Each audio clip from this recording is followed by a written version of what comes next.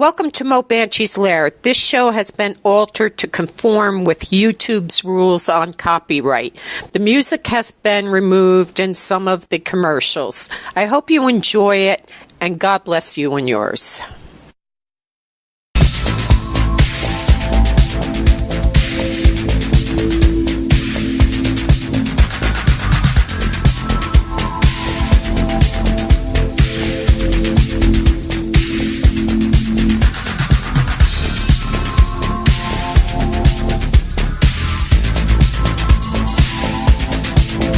The opinions expressed by the host, callers, or guests are not those of DreamStreamRadio.com, JAL Media, its advertisers, sponsors, employees, volunteers, or affiliated companies. All content is owned by the presenter of each program and are bound by certain rules and regulations set forth by DreamStream Radio. Any contest aired on any program broadcast on DreamStream Radio are encompassed by the following rules. One winner per family per household. Employees and their immediate family members, volunteers, advertisers, or affiliated companies are not eligible to play or win. Participants are entitled to one prize every 30 days and agree to allow their voice and likeness to be used in any means of transmission for later station promotional broadcast. DreamStreamRadio.com.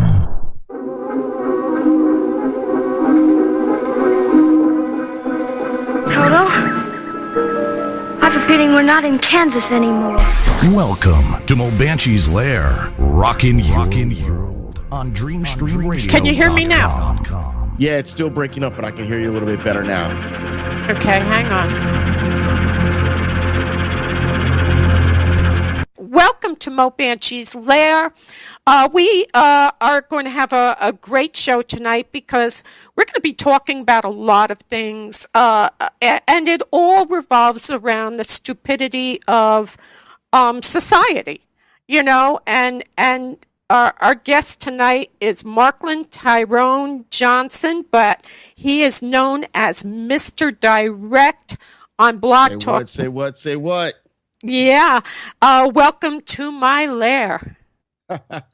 Thank you very much. Appreciate it. It's always a pleasure when you get invited somewhere and people want to interview you.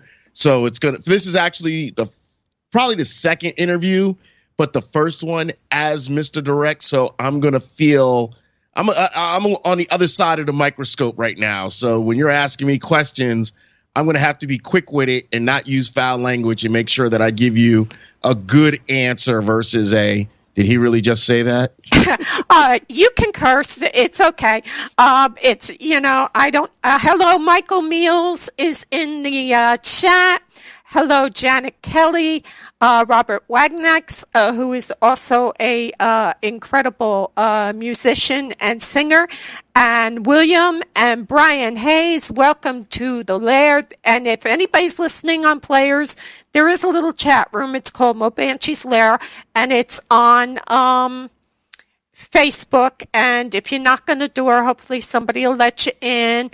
And I'm going to ask somebody, and Michael, can you let me know if you can hear well? That's what I need to know, if somebody can hear it well and everything is working, because it's telling me everything's working. You are a Blog Talk DJ host. Please tell our listeners a little bit about yourself. Oh, man, I don't know how to talk about myself. I don't like to talk about myself, really. But Neither since do you're I. asking me to anyway, here's your man, Mr. Direct. This is what I do. A long time ago, somebody told me to shut up. Nobody wanted to hear my insanity. And I'm a very diverse person. I like to talk about a lot of various things: relationships, politics, social, pop culture, sports, you name it, a little bit of finance, you name it, I'll talk about it. Home repair, auto repair. What little I know, I'm willing to talk about it, because at the end of the day, we're all complicated people. End of the day, I went to Blog Talk Radio, which I am celebrating 3 years in January. Just celebrated 3 years, over 20,000 listens. So I'm very appreciative for that. I've got a partner in crime, Mr. Finesse. He likes to say Mr. Finesse. I just like to say Mr. Direct. I don't need to sing my name, but he likes to sing his name for some reason. Whatever floats your boat. He doesn't have a voice to sing his name. I don't know why he does it. But anyway, together what we have is called Real People, Real Conversation, Real Talk. It's a host of different shows where we talk about different things, And basically what we do is try to get people just to be themselves and not give us contrived answers. For instance, my Sunday show is pop culture, but it's more of a political and the dumb things that we find, like interesting articles we find on the internet, mainly on Facebook, stuff like that. We do stuff like that. I had an interesting conversation this Sunday about racism. If you go to blogtalkradio.com/real1talk1, that's blogtalkradio.com/real1 talk the number one word. You should be able to see that as well. If you look for me on Facebook, look up Mr. Direct Just Real, MisterDirect space just JUSREAL, one word, Mr. Direct Just Real. Or if you're not sure, you could always look for me underneath the hashtag Real1Talk1. Trust me when I tell you, you're going to be able to find a lot of the stuff I've done. And I stay busy. As Mo, Gail, I'm supposed to call you Mo, correct, Mo? You can call me anything you want. Oh, that kind of sounds sexy. I like the way you say that. Not many women say that to me.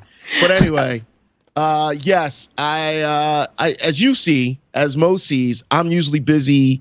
I'm a very opinionated character. And I will say this, and it's not meant offensively. I found that a lot of America still is offended by men of color that have strong opinions. And it's always, you don't know what you're talking about. Who are you to talk about that subject, especially when it comes to the black community and how the black community might see, the white community, or how the black community sees things in general. And my thing is, it's not black and white. It's about how you grow up. If you don't grow up the way I grow up, I was blessed to grow up in Scotch Plains, New Jersey. Big shout out. Anyone Scotch Plains. I grew up in Scotch Plains, New Jersey, played basketball in Westfield at the Westfield Y for years. I'm working on a project for the Westfield Y for the national campaign right now. And, it's just, I think we're too busy looking at ourselves as individuals and not willing to look at ourselves as a whole and how we fit into this world. Mm-hmm. See, I told you I could talk a lot. Yes, and good. You know what? I think everybody thinks that they are the center of the universe. And that's a big problem because we're all just little tiny parts of the universe. You know what I mean? What I'm worried about is I thought we were going to be able to be more open and you're right. Men of color are expected, I don't know, to have certain opinions. I'm Irish. Everybody expects me to be a freaking drunk. They expect me to be at on St. Patrick's Day, and I'll tell you a perfect example. So this kind of parallels what you deal with. I went down with my family to the shore for the big parade in Wildwood. And my mother, my husband, and I are walking along the sidewalk, and this man is raking his yard, and he says to his daughter, "Look at that. There's something you're never going to see again." And I stopped, and we looked at him, and he said, 3 Irishmen who are still sober. And it's funny, but it's so completely ridiculously insulting. It is, and I looked, I says, I don't drink. And he says, I've never met one, because they have the parade there, and what people congregate there, they go and they congregate, and then they piss all over these people's properties. They throw beer bottles, and most of the people attending the parades aren't even Irish. And I'm like, wait a minute, I'm not a drunk. I'm Irish, but I'm not a drunk. I was president of the Irish Federation. Most of my members took the pledge when they were youngsters, and they don't drink at all. But you know what? It's the few that get everybody labeled, and then it's the people who have nothing to do with it that gets everybody labeled, and you're like, what? You're not even Irish. What are you doing here? So I absolutely listen. You understand the parallel. Yeah, it is. I thought we would be past all this crap. I don't know why we're not. I will tell you this, and this is my honest to God opinion. I think And once again, I'm very opinionated. So if I upset anyone, hey, that's the way the ball bounces with me. I speak my mind. I say what it is. Yeah. Up until President Obama, we had about, hold on, he's the 43rd, right? Or is he the 44th? So, I don't know. I think he's 43, but whatever. He's 40. I believe he's 44 because they're saying that Donald Trump's going to be the 45th. Up until President Obama, every president has been a white male. Right. So it was kind of like when he kind of spoke towards the white male majority. Unfortunately, that's just the facts. They would ask him limited questions about the black community. Like, it's amazing to me. I was just in a discussion with someone earlier today, and I had to point this out to him. He has yet to reply to me. I said, did you notice that since President Obama has been elected, they ask him about every local issue that happens, going back to Michael Brown, going back to Trayvon Martin. When we had our previous white president since civil rights was passed, they never asked the president about local stupid stuff that even if it was newsworthy, they didn't. But because he's the first black president, hey, this black kid got killed. What do you think about it? He had to hold a press conference to see, and the whole world's watching. What was he going to say? Was he going to say, I relate to the black kid? Or was he going to say, well, we need to wait until all the facts come out? And then when people jumped on him to say, hey, Trayvon Martin could have been my son, everyone was like, that's racist. That wasn't his son. And it was like, no. If you're a black person, for years, you've always had this fear of police in general. Whether deserved or not, you had a fear of police. Yep. So when he spoke, people were not ready to deal with the voice of a man in power who they never thought would be in power, now actually saying out loud, like, listen, I feel for this because as a black man, I can relate to what is going on. America was not ready for a person of power to say that. It was a giant setup. It's a giant setup. He's a wonderful guy. And the problem is because he happens to be a man of color. And there is a huge problem because we came in Ellis Island and we lived my parents walked 50 feet into Elizabeth, New Jersey and said, it's raining. They've got roses. This is good. This is as far as they went. You know what I'm saying? And that's how most of us got here. Okay. We're newbies, even by Irish standards, because we came in the 30s, so we're newbies. We're none of my family was here before 11, maybe one of the distant uncles, something got here. But the problem is that this man was elected president of the United States, and we set him up for failure every time we take these, and I don't want to use trivial. Anytime a child dies, I don't care what culture, what heritage this child has. It breaks my heart. Children should not die, okay? But it's not really the president's job to comment on every death of a child. Exactly. And not to interrupt you. Go ahead. Not to interrupt you, but that was one of, when I speak to people and they say to me, well, he shouldn't have made any comment. He should have just said, we got to wait till the facts to come out.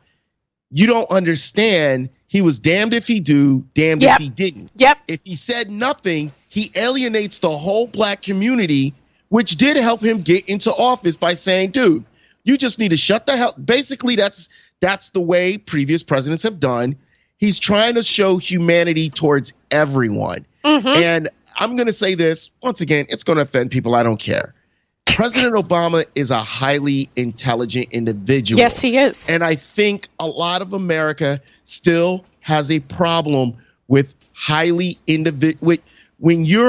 we can run. Listen, as an African American, let me tell you, I can run, I can dance, I can sing, I can tell jokes, I can act for you to some degree, and it's acceptable. But when you start seeing them in position, a lot of people, when they start seeing them in positions of power, they don't know what to do, because now it's, here's somebody that has more influence. Here's somebody that doesn't look like me, has more influence. And the problem is, yes, we're 50 years removed from the civil rights, but you still have people alive that did not want civil rights to happen. You still have people alive that did not even want to see black kids and white kids in school together. These people are still talking to their kids, still talking to their grandkids, still talking to their great-grandkids. It's not something that just wiped away because, hey, we passed the law. And these are the scary, nasty truths that people of color have to deal with. Now, a lot of people say they're not racist. No, but majority of Americans, white, black, Asian, Indian, whatever you are, you're prejudiced. I'm very prejudiced against morons. Yes. But do you remember when the Indians first came into the country? Like when we started first getting an influx of Indians, right? We all hated Indians. We all had something to say about Indians because we weren't used to it. I have to admit, I'm like that. It didn't change until I got older and I realized I hate it when people judge me. So why am I judging them? But you want to know something? If I go do something and something happens, I've got a Jew joke, I've got an Indian joke, I've got an Asian person joke. I got a joke for everything. You know why? Because at the end of the day, we play into stereotypes. That's where prejudice and ignorance comes. You know, what you said earlier about being Irish, you know, it's literally, okay, it's St. Patty's Day. Yeah, Irish people don't go get drunk on St. Patty's Day. They go to church. They go to church, but they get to watch the amateurs actually do their job. You know what I mean? Like, oh, it's amateur night. Go figure that. Yeah, it's true. But on the other cusp of it, you know, there are people who are looking for trouble, and we had a very good friend. And when I talk about good friend, his nephews slept over my house. For Halloween, I would decorate them up, you know, their faces so they would look like the Wolfman or whoever it was they wanted to be. We hadn't seen him for about, I don't know, a year and a half, and he got promoted. He worked with my husband. And all of a sudden, there he was. He had lost about 40 pounds. And yes, everybody, my asthma is bothering me and I'm getting sick again. But when I saw him, I said, boy, oh boy, do you look good. And he got very stiff with me. And this is somebody we knew for years. And he got very stiff with me. And I said, did I do something wrong? You know, after about 3 hours, I knew he was upset with me. And he says, you called me a boy. And I did not, this is going back about, Teddy, 30 years ago when this happened. And I did not know what he was talking about. And I said, boy, oh boy, you look good. And I said, you lost weight? He says, no, you called me a boy.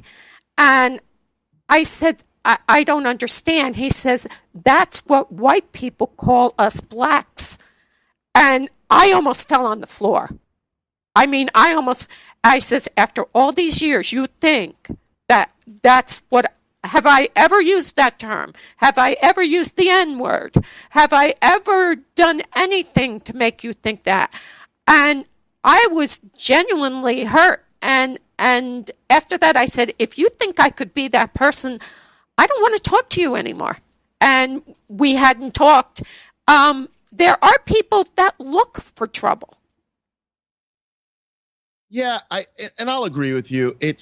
There's an old saying. It's funny. One of the other shows I do is called Idiot's Guide to Pop Culture, and it's actually kind of funny. I think I tagged you in it, didn't I? Yes, you did. Yes, you did. It's a funny bit. It's me, it's this other guy, and this other girl. We all went to the same high school, and we're around the same age. You know, 40 to 43. We're about the same age, right? Yeah. And basically, we're just talking about pop culture from a standpoint. It's not interviews. It's like we're literally just shooting the shit about whatever year it was, and it's like reminiscing, but it's like it's like you ever just hang out with your friends talking shit? Yeah. That's what it is. It's Yeah. us just hanging out, talking shit with each other. And it's really funny. Like everyone that listens to it, they're laughing because what I put underneath the bed of it is the music references. So if you were into the type of music we listen to, and I'm trying to stretch the imagination and put different songs underneath there as well. But thus far, it's been a little bit of R&B and hip hop. I put a couple, Werewolf of London, I put in a recent one. But we're trying to stretch your imagination so you remember the songs and you feel the conversation. It's like literally we're listening to people just talk. And it's been a big hit. The first one I put out, we got 100, which some people, if you don't understand the way Blog Talk, once again, blogtalkradio.com. But it's on my SoundCloud page. Look up Mr. Direct on SoundCloud and you'll be able to find it.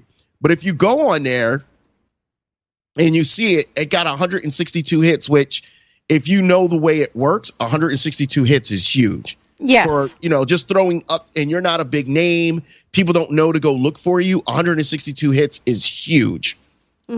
So. Yeah. You did 2000 and like that 10-year stretch or something, and you did the music and you were just throwing things out like that happened and stuff, and the music of the period. It was really funny. It was. You're very you're fast on your feet with your brain and your mouth, which is amazing. I mean, I drop things. If I were an Olympic, they would put me in Special Olympics. Actually, I was kicked out of Special Olympics. I drop and trip. I drop things and trip. That's what I do but you're very funny. I was laughing about the way you were talking about the girl. I hope she's not late. I got things to do today. I got shit to do today. And she's down there in the parking lot waiting for somebody to let her in.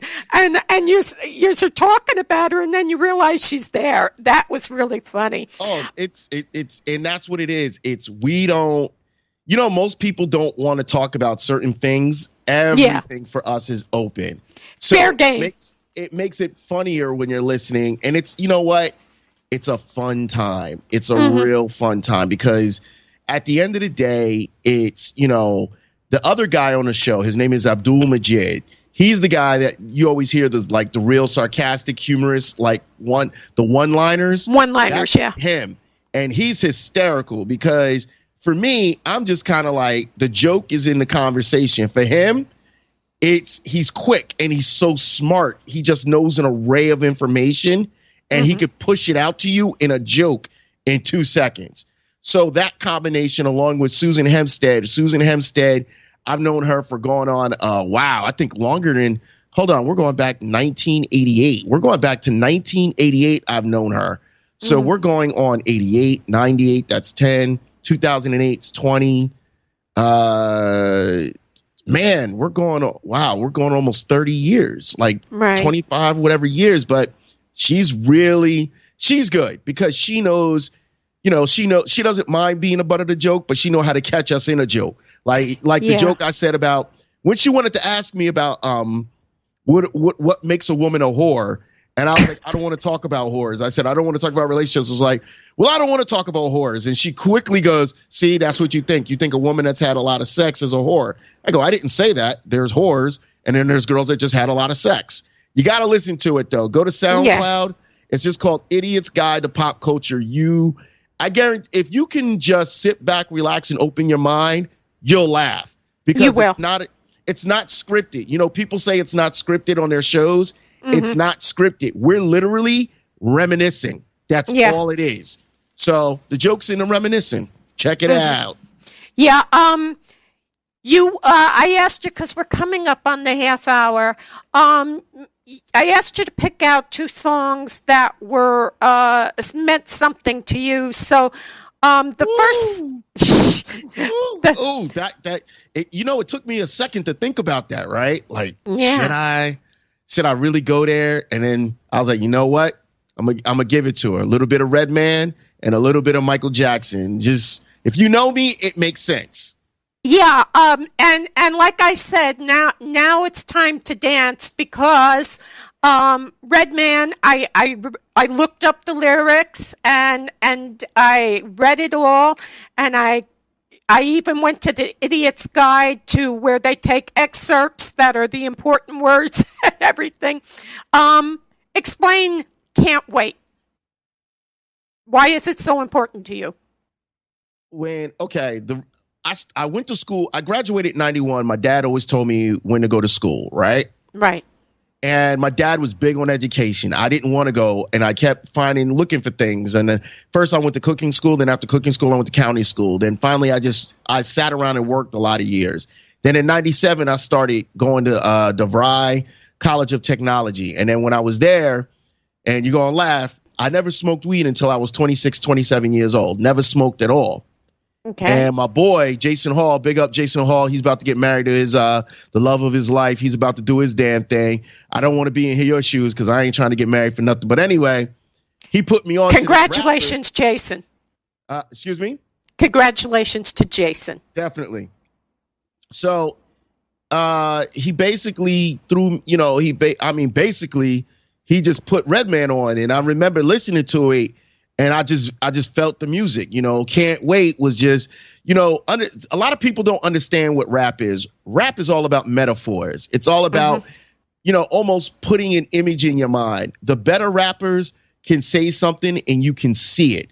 I was smoking a lot of weed. Redman smokes a lot of weed.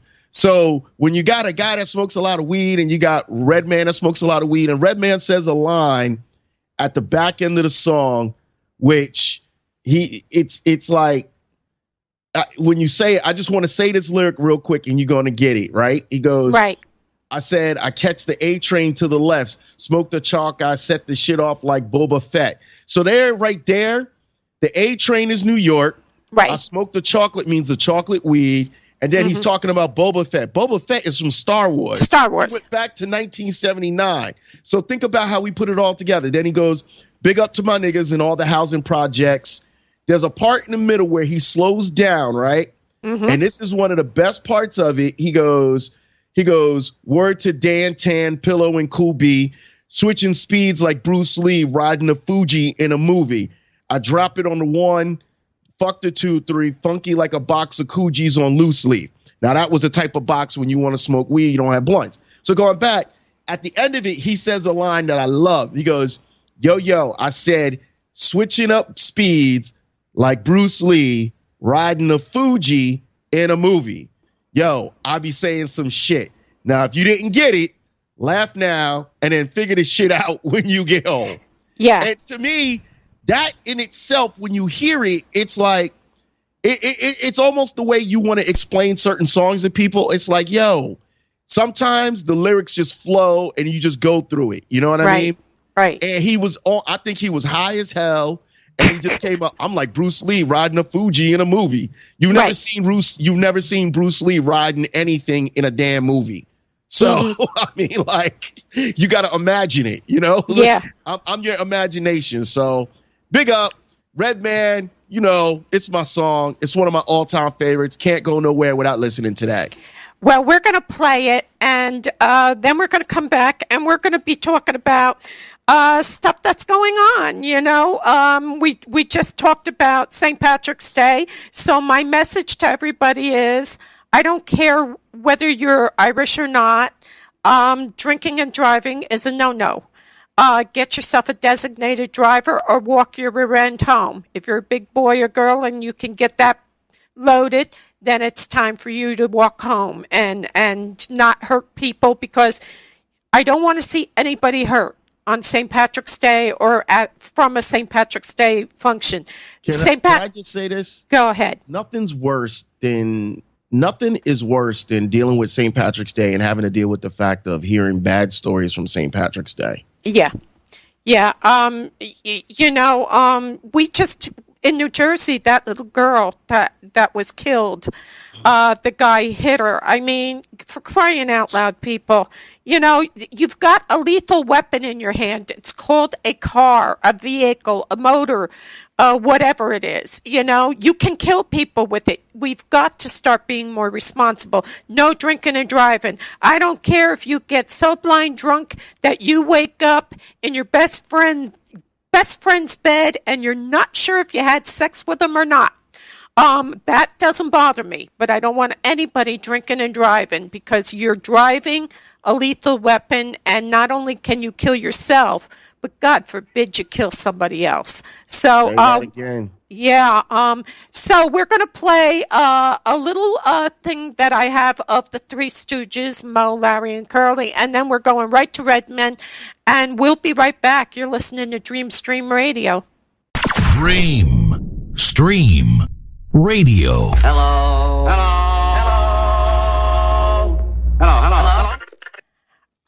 We are back, everybody, and we're just having a little issue when I play the music. Evidently, for some reason, Mr. Direct can't hear me. Easter, you say you don't get invited to Easter. You know, the funny thing is, I've had one girl in my whole entire life invite me over to her home for Easter. And when she did, you know, like, she was bragging to me like how her family doesn't like anyone, but her family seemed to love me because basically she was one of those women that thought that she could just boss a guy around and he's supposed to take it. And I was like, yeah, it's not happening over here. Sorry, lady. Yeah. Doesn't work with me. Don't flow that way. Yeah. You know, Teddy and I are married 40 years, and it's, you know, I tell everybody there's important words. Thank you, please, and respect. Those two words get you through a lot of tough times. And that's what a relationship is. It's tough times. I mean, you can have really good times, but then there's the tough times. And thank you, and you're welcome, and please go a long way. But when you have somebody who's going to push you around and that, then it doesn't work. Do you want to talk a little bit about relationships? You know, my Monday night show, if you guys don't know what it is, it's called Real and Raw with Mr. Direct. Well, actually, it's hosted by Mr. Finesse and Mr. Direct. And it's a show based off of our, you know, a lot of relationships always make men the bad guys. Yeah. A lot of relationship books, a lot of relationship shows, it's all about the man and how bad the man is. But a lot of times they don't talk about relationships from a male point of view. And it's starting to take off, but it's called Real and Raw for a reason. We talk about it in a really raw sense. Now, your man, Mr. Direct, he's kind of an asshole. He says things very straightforward. You know, no apologies. Yep. He's very much, he's very much, it is what it is. And, you know, like the one joke he always says is the chokehold. Like, you know what? Excuse me. If your girl's acting up, put the bitch in a chokehold and see what happens. You know, and he doesn't mean it violently. He means it in a sexual pretense, because we've all been there when you're in a heated argument and somebody grabs you up in a sexual manner and you're like, ooh, argument's over. You know what I mean? Mm-hmm. Like, there goes that argument. Yeah. I like duct tape. I've got duct tape and I'm not afraid to use it. Okay. So we know Mo's a little bit of a freak, not a problem. Yep. We can go with that. I'm gonna keep that in my imagination right now. We know Mo's a freak. We're gonna keep that. Just let that roll. We're gonna let that one roll. But anyway, so it's really like this week we talked about toxic relationships, and you know, a lot of people don't recognize that they're in toxic relationships. A lot of people are not willing to deal with the fact that they're in a toxic relationship. They want to do everything in their power to avoid the toxic relationship.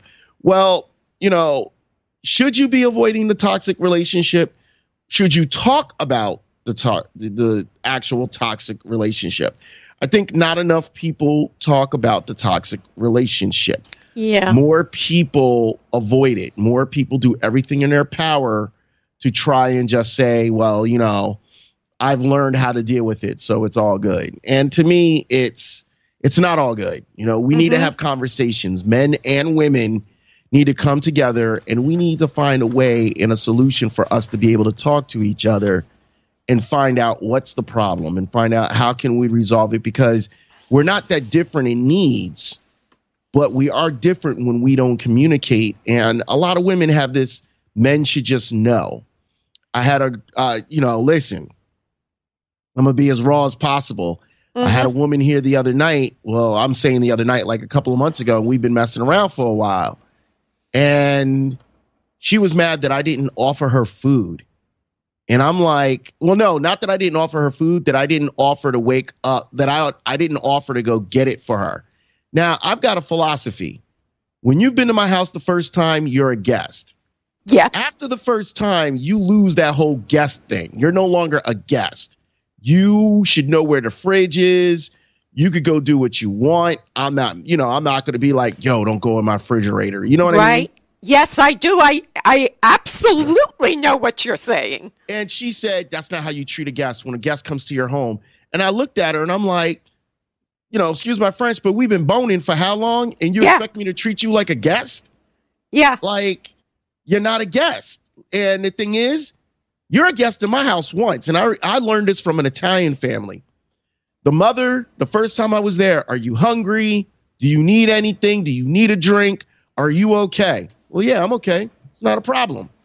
The next time I came over, she was like, are you hungry? Do you need anything? I said, I would love to get a drink. She goes, well, you know where the hell the refrigerator is. I'm not going to serve you. Your family. Absolutely. I say to people, that big yellow thing in the kitchen?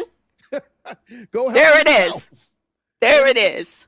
And the thing is, I've never, when talking about, the reason why I'm saying that, talking about toxic relationships, I realized that she was a toxic person because she didn't understand that she wasn't a guest. Right. Like she really thought I was supposed to, and she goes, that's just odd. Every guy I've ever been with it. And I go, maybe the men, and here's the thing. A lot of men my age just wanted to be with a woman to be with a woman. They didn't want to be alone. Right. So they would hook up with these girls. And if these girls were too demanding, if these girls were over the top prima donnas, or I expect a guy to pay my way, they would, the guys would say, well, I'm just supposed to do that. Both of my parents worked for what we had in this house. Right. There was no mom and dad, there was no dad went to work and dad made it and mom got to sit at home. Right. And the sad part is some of these women, I'm sorry, were lucky enough that mom and dad, mom did get to stay home. So when they go out in the dating realm, they think that every man thinks that way. Hey, if I luck in, Mr. Direct's Real Talk takes off, I make $100,000. I make $300,000 a year. I find a lucky girl and say, lady, you don't have to work. I make more than enough money for us to live off of, live a life, travel, do whatever we want. Cool. But if not, and we're both working, why do still some women expect a man to put them on a pedestal while they're not putting me on a pedestal? She never offered to get up and make me food. You know what I'm saying? Yeah. She looked at me odd.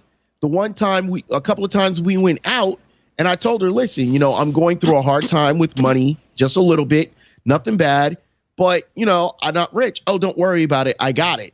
When the check came, who do you think was flipping the money out of their pocket?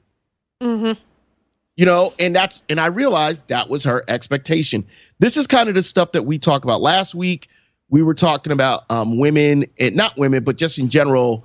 What was it?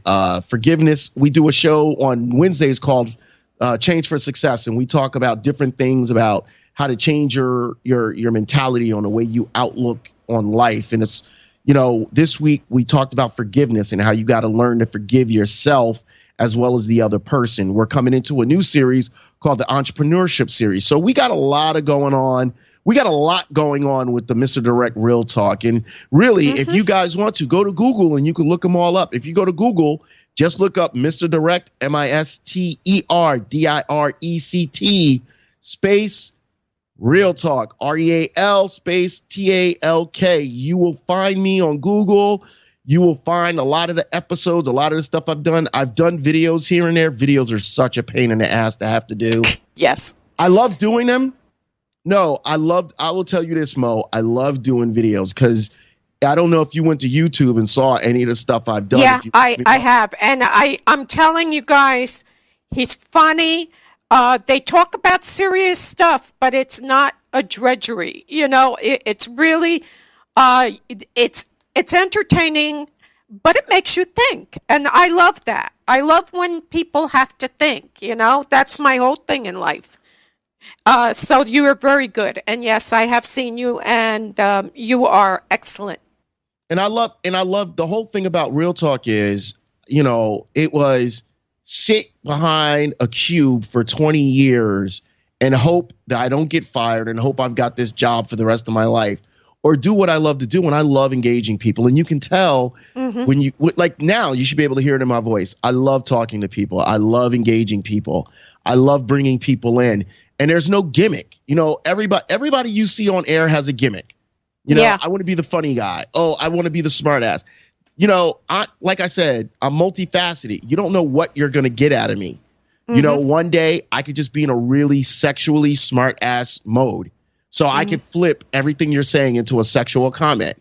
It's just the way my brain works. The next day I could be on a total political move and I just want to talk politics and I want to see the way people think. And I don't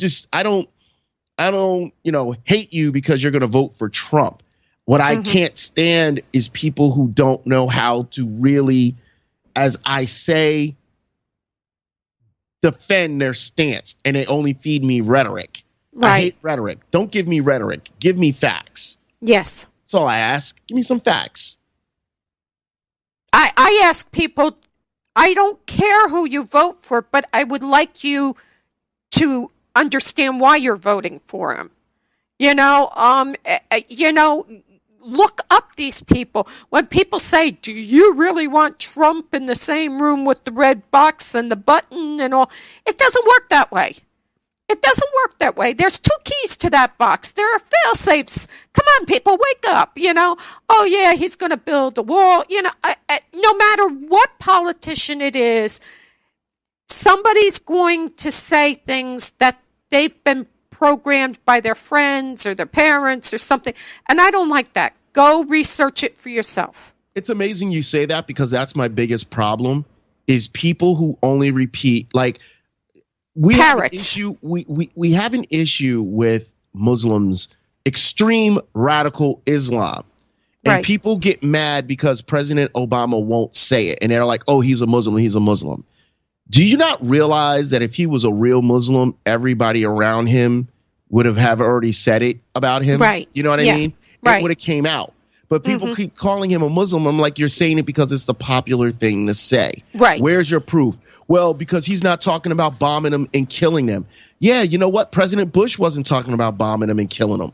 The reason why and it's funny, Trump wants to talk about just bombing and killing, but they're not being rational. And a rational thought is ISIS blends in with regular everyday citizens. They bomb.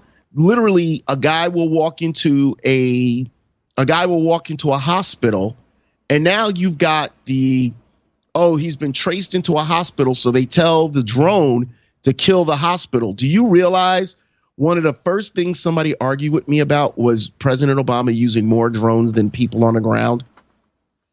And I had a problem with that. And I said, and once again, if somebody's offended, I always have to say this, but I say it because I don't care. If you're offended, just be offended. So let me get this straight. President Obama prefers to use drones so less manpower is on the ground and less casualties. Right. So you're knocking him because he's using drones as opposed to real people. Yeah, so people like my son who has a permanent brain injury. Yeah. Exactly. And the thing is, now people have a problem because, he's dismantling the military. He didn't dismantle the military. Military spending went up underneath Obama. Big time. It's 54% of our national budget. Obama does not believe in war. And there's so many people that are war hungry. That's all they want to know is war. And they don't care, if you're war hungry, and this is my belief, if you're so war hungry and you're talking about sending troops, you should sign up. And it's amazing how many people. Yes, thank you. How many of these guys on Facebook are I'm locked and loaded, ready for these Muslims when they come Get your ass in the goddamn military. You're so starved to send people over. Why don't you volunteer and go over? Well, I'm not in the military, but you're willing to send other people's lives. Right. And the thing is for Obama, and this is what people don't understand, he's a smart man. War should be your last option, not Right. your first option. Yep. And everybody's screaming, we want war. We want war. We want war. We want it now. Why are you so bloodthirsty? Well, I have to tell you, and I think this has something to do with the mentality. Maybe, I don't know, but what brought us out of the Great Depression was World War II. The soldiers were overseas; they were getting paid as soldiers, and the wives went to work as Jane the Riveter, and they took on the men. So now you have women working too, and World War II actually brought us out of the Great Depression. Okay, and throughout history, war kind of has done that, and so there's two ways people look at this, and you have all these guys over there in the sandbox and stuff like that, and now you bring them home, and all the guys that are working their jobs and the women that are working their jobs here are going to be out of jobs because these guys are going to go back into the workforce. So you're going to bring us back even further into this recession, it's really a depression. People just, they keep calling it a recession. So there's a lot of people that understand that concept of it, that not only do we have soldiers getting paid, but their wives and other people who couldn't get jobs before are now filling their places. And that's a lot of reason why people will say, keep it going over there, keep it going. My personal opinion is I don't want it over here. And I get that. I don't begrudge you for that. Nobody wants war here because listen, I'm not a fighter. I'll tell you that right now. I'm not a fighter. I don't submit, but I'm not a fighter. Right. At the same time, we need to stop. And once again, we need to stop talking about the might of America. Mm-hmm. Countries hate us. Yeah. And people, they're jealous. It's not a jealousy that they hate us for. No. They hate us because the mentality of Americans are we rock and the rest of you suck. And that's the feeling they get. When you go to other countries, do you know how many times, and I haven't traveled a lot, I've traveled very minimum, but I've met people traveling that have come from other countries, and they all say the same thing. Yeah, you know why people come to America? They come to America because they can rob, rape, and steal and to make money. Like the capitalist society allows them to come up with creative ways that until they get caught, they can do it. Mm-hmm. And I'm not saying it's bad. Listen, capitalism, anybody that wants to make $1 can make $1. How much better does it get than that? If you want to make money, you can make money. So I'm not begrudging anyone with that. What I'm saying is we're looked at in this world as the bully on the block. We want to tell other countries how to live. We want to tell other countries what's acceptable and what's not acceptable. Why? Why do we expect people to live a lifestyle like us? Listen, mutilating kids is not right. Okay? Yeah. Killing wholes of people at one time is not right.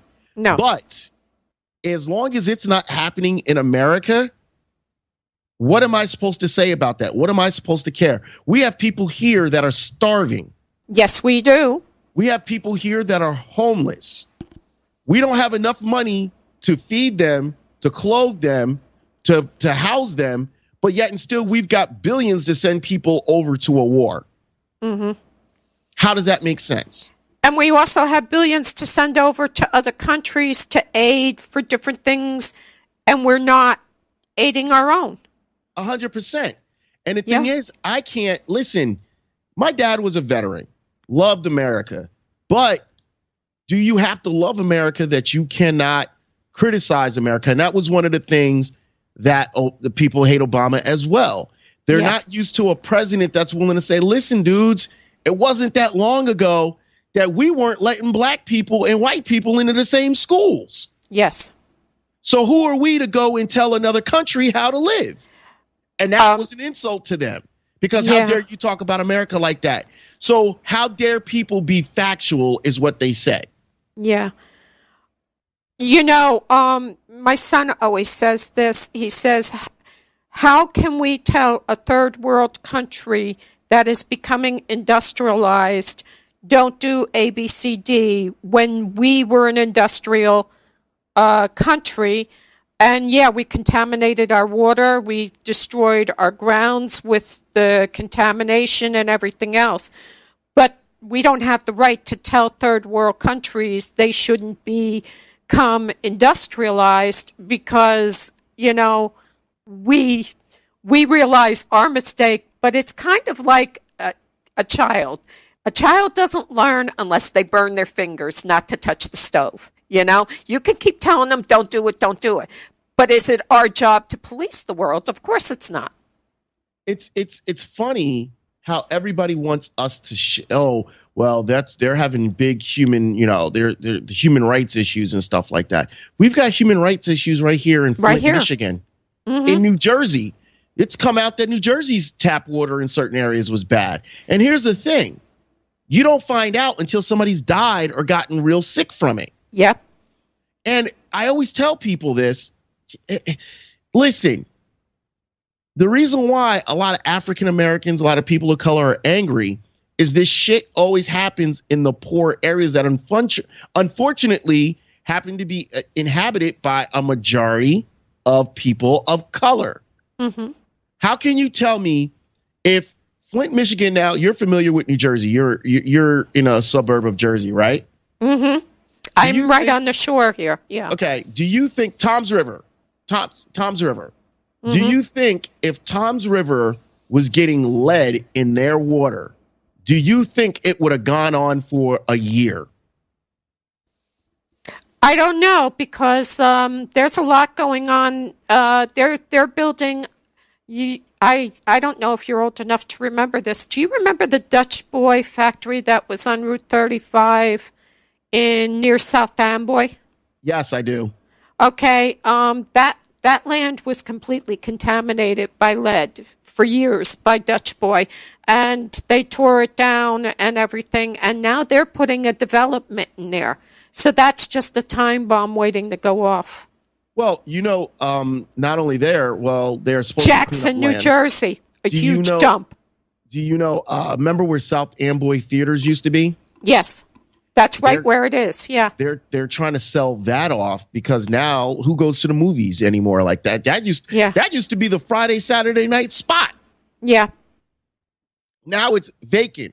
So mm-hmm. They're even thinking about putting a mall up there, mm-hmm. which... How are you putting up all these malls? What money do people have to be spending like this? Yeah. And right across the street from that was the Dutch Boy area. And That's where the contaminated ground is. And they're going to put a development in there. So in 20 years, you're going to have a bunch of kids with cancer. Some kind of leukemia, something, because of the lead in the water there. Jackson. For decades, Jackson was used for a dump for New York City, for all the big cities and I know people who bought houses, they dug into the backyard and came up with these drums and all kinds of crap. We have been, excuse me, gentle listeners, but we have been crapping in our own bed for 100 years. And now it's coming back to bite us in the rear end. Did you just say excuse you for using the word crap? Yeah. Now you're making me feel bad for what swearing I'm doing, and you're like, "That's okay. That's okay. You can do it. You can do it." They're not used to it from me. I have dropped feck once and twice. What the feck?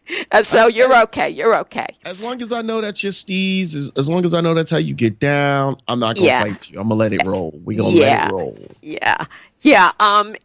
We've been just trashing our groundwater and it was the Industrial Revolution and lead and Jesus. I remember my father having a fisticuff with a neighbor who was dumping oil from a motor, a lawnmower, into a little creek behind our house, and saying, "Don't you understand that goes into the ground? It goes into the water, you know?"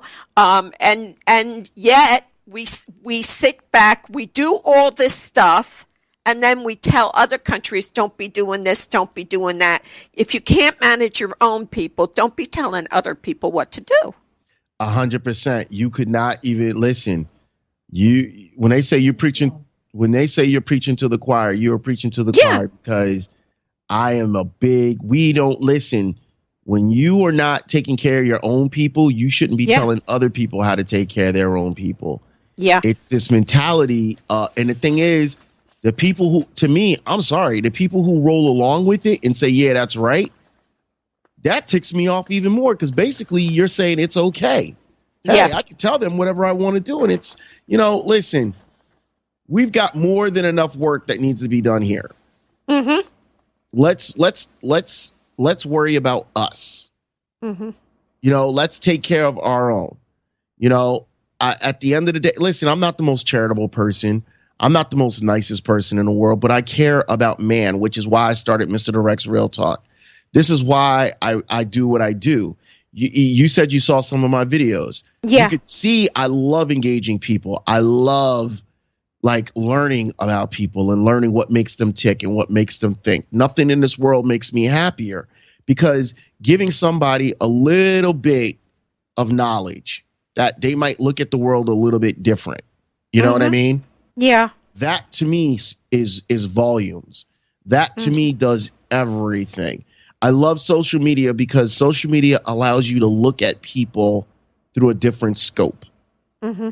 Social media lets you look at people in a way that now these cowards have a platform. I consider it the talking board for cowards. Everybody's tough. Everybody wants to tell you what an idiot you are. But yet and still you get the thing is, people like you and I don't know how much private you've seen mine. I use mine for marketing 24 hours a day, 7 days a week. I only share enough to make you know that there's a real person behind this. Yeah, I try to keep myself out of danger because I don't want to be shot. But yeah, I try to let them understand I'm a human being. I do care about people. I don't want to put my whole life out on a platter. I've had a life, I even tell my kids, it's none of your business. That's my life. Your life is your life, I don't care if you were screwing chickens in Bamberger's window. I don't want to, that's your little dark corner of the world. I kind of draw the line. There are certain things I'm willing to share, and then there's other things that's nobody's business but mine. I will tell you this. One of the worst experiences I've ever had, I met a young lady, and she used to give me crap about flirting with women on Facebook. And I told her, I said, how do you think women pay attention to me? Because I flirt with them. Right. And it's not I'm trying to have sex with them. It's not asking them on dates. I flirt with them and they flirt back. Because it's social media, they feel that they can take it an extra mile. They could talk about, ooh, you look real good. I'd love to, whatever. And because I could say the same thing back to them, it doesn't mean I'm going to do it. It doesn't mean I plan on meeting up with them. But a lot of women don't understand that, and they relate it all together. And it's hard. I'm not a celebrity by any means. No, neither am I. But I love what I do. And, well, for the record, just so you know, I don't know if you know, I have an internship with the New Jersey radio station. Mm-hmm. So you could talk about it? Yeah, we could talk about it when we get back, but I'm making moves because that's what I want to do. Mm-hmm. Listen, my dream is to have a show where, you're not going to say he's political. I might lean a little bit more left, but we're all conservative. We all want somebody who's not going to spend our money, our hard-earned money, just for the sake of spending it. Right. With that said, I always want people to understand I am somebody who wants I don't care if you're a Republican. Call into a show. I don't care if you're a libertarian. Call into a show. Your voice matters. Yeah. How does anyone learn your point when you're talking amongst all conservatives? How does anybody know your point when you're talking amongst all independents? Mm-hmm. Learn to go into a different environment and speak to them and learn from them versus insulting them. The one thing I hate about lowbrow conservatives is they all think that they're in on some joke, mm-hmm. and that they know more than anyone else. Right. And I actually, it's funny that I can go down a list and name all these things, and when I ask them to respond, you don't know what you're talking about. You've been drinking the Kool-Aid, which to me, I'm sorry, that's a racist comment. Because I've never heard anyone use the term drinking the Kool-Aid before. But now all of a sudden, Obama's in office, you've been drinking from the Kool-Aid. Well, isn't that from the massacre back in the Jim Brown massacres where he poisoned the Kool-Aid? Isn't that where that originated? It could be. I'm not going to say it's not. What I've always been told is, Kool-Aid was associated with black people. Oh, God. I'm in trouble. I have it in the refrigerator. Well, that's good. I know if I come to your house, you're going to have some flavorful drinks for me. Yeah. I think that we've become so politically correct now we can't even talk about things. I had a friend who friended me, I guess about a year and a half ago on Facebook, and we would have these little debates, and I really rather enjoyed them. Of course, this person used an alias and all that. And that's lovely. If you want to, hide your identity, that's fine. But we were talking about Scotland when Scotland took the vote to try to break away from England. And I quickly realized anytime I disagreed with him or said something that didn't quite chime in with his philosophy, I was insulting him. If you insult me again, I won't talk to you anymore. And here I thought we were just joking around and talking and debating and batting the ball back and forth and that kind of thing. And I finally said, the people in Scotland woke up the morning of the vote and realized nobody had a government set up if they did pass the motion to break with England. Where is their checks coming from the next month? Because England still uses the sterling pound and the rest of Europe uses the euro. When I was over in Ireland, if you're in the Republic of Ireland, you got to use the euro. And if you're over in Northern Ireland, you got to exchange your money and go back to the pound, which makes it a right pain in the arse going back and forth between the two sides. But I said, the problem is they woke up and realized they didn't have anything in place. And he got very angry with me and jumped all over me. And I said, you know what? You don't want to hear anybody else's side on anything. And I think people have gotten that way. Nobody wants to hear everybody's side. You know how we used to I don't know, maybe your parents didn't do it, but I'd sit the kids down at the table and Teddy and I'd say, okay, here's the situation. Everybody, what do you think? What do you want to do? What are we going to do? Nobody wants to do that anymore. They just want what they want and that's it. What do you think? Well, it's become, once again, the reality check is that the world isn't what you think it is anymore. Right. And that's pissing people off. I mean, not for nothing. People really can't accept the fact that the world is not. People hate change. Yeah. My dad passed away in October 2014. I should have sold this house 6 months later. I'm still in the house finally selling it. Why? Because I hate change. Right.